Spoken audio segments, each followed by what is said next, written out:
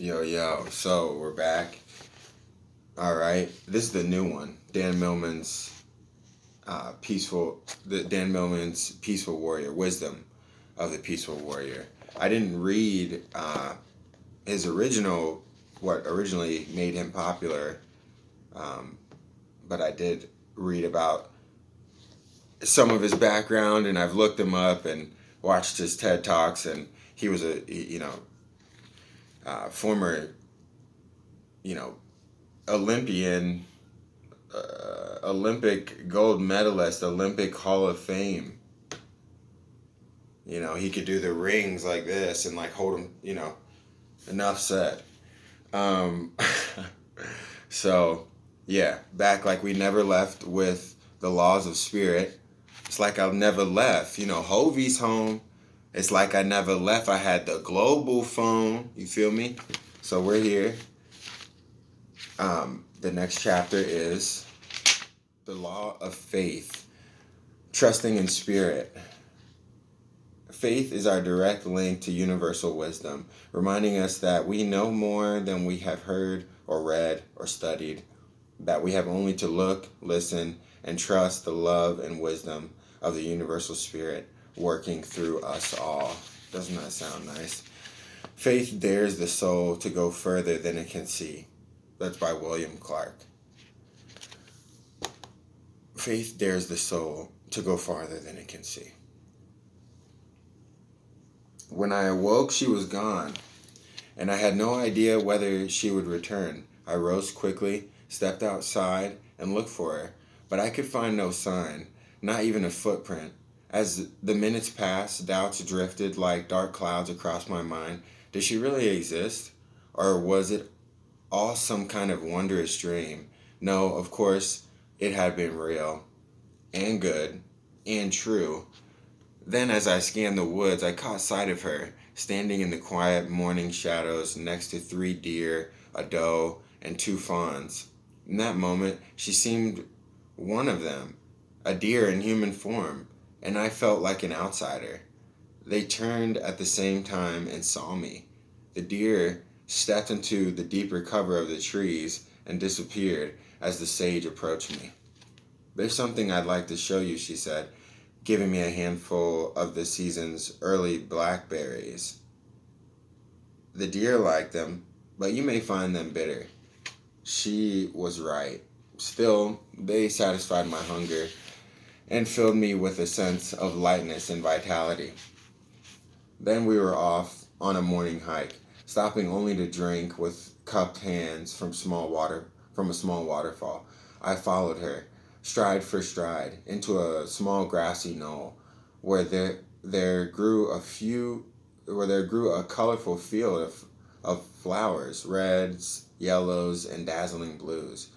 "Watching blossoms open to the morning light reminds me of the law of faith," said the sage. "It's about Is this law about religion?" I asked. "Faith does not require belief in an external God, only a belief in flowers," she said, smiling. "But if one appreciates flowers, one must certainly appreciate God, not as a belief, but as a feeling of wonder and mystery. The law of faith is about trusting the inherent love and intelligence working through you and all creation. Well, I can't honestly say I trust everyone." The sage laughed. "Faith is not blind. We all know of people who are dishonest or dangerous, and so we need to be strong and vigilant in this world.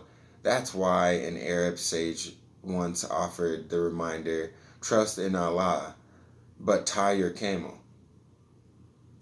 You know, practicing the law of faith doesn't mean trusting every person to do the right thing.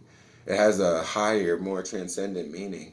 Faith is the recognition that spirit works in, as, and through each and all of us, through every person and every circumstance. Faith is also an attitude that whatever happens serves a higher good, despite appearances to the contrary. That kinds that kinds that that's kind of a stretch, isn't it? Especially if one experiences a tragedy. Faith is one of the greatest stretches, one of the greatest leaps a human being can take, because all you have to go on is, well, faith. So, how do I make that leap?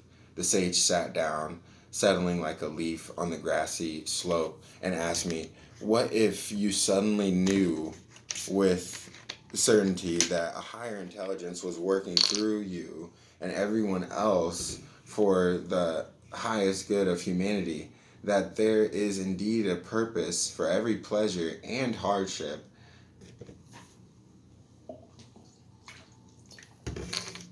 If I knew that, it would make a difference.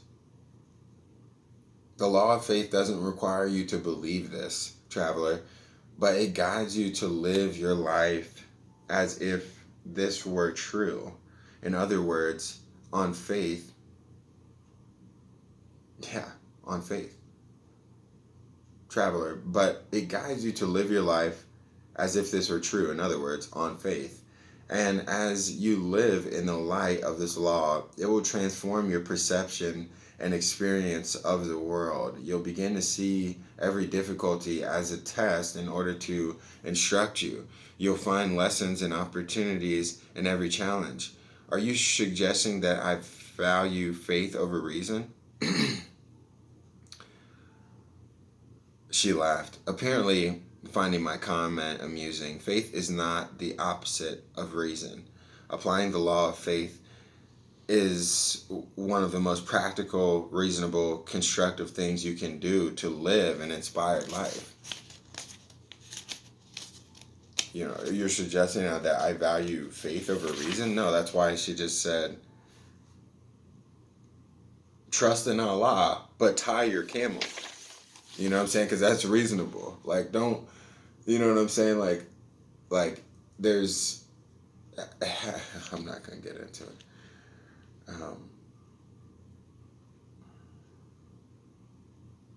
She laughed, apparently finding my comment amusing. Faith is not the opposite of reason. You know, applying the law of faith is one of the most practical, reasonable, constructive things you can do to live an inspired life. Reaching out to touch one of the flower petals, she added, as one of nature's most delicate and vulnerable life forms, a flower's life is short and tenuous. A careless footfall, a dry winter, a pounding rain can make life and death difference to a delicate blossom. And yet each morning it opens wide. Flowers have much to teach us about faith. When you cultivate the garden of faith in your own life, you will, like this flower, come alive in a new way. I looked down and touched the delicate blossom, so soft and so vulnerable. For the first time, I realized that I didn't have even the faith of a flower.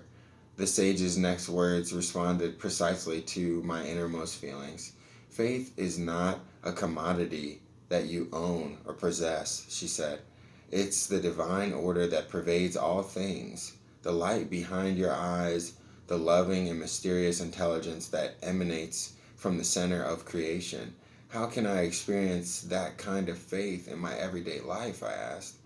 To begin, listen to the intuitive wisdom of your heart where spirit speaks. So many people rely on books, teachers, scientists, physics, oracles, or others to advise or direct them or to validate their views.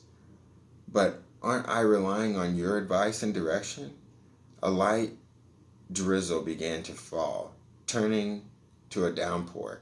The sage led me under the covering of overhanging branches and responded, teachers and books have their value, and sources of guidance and inspiration may enter your life in different forms, but never forget that the treasure is already inside you. Others cannot give you anything you don't already have.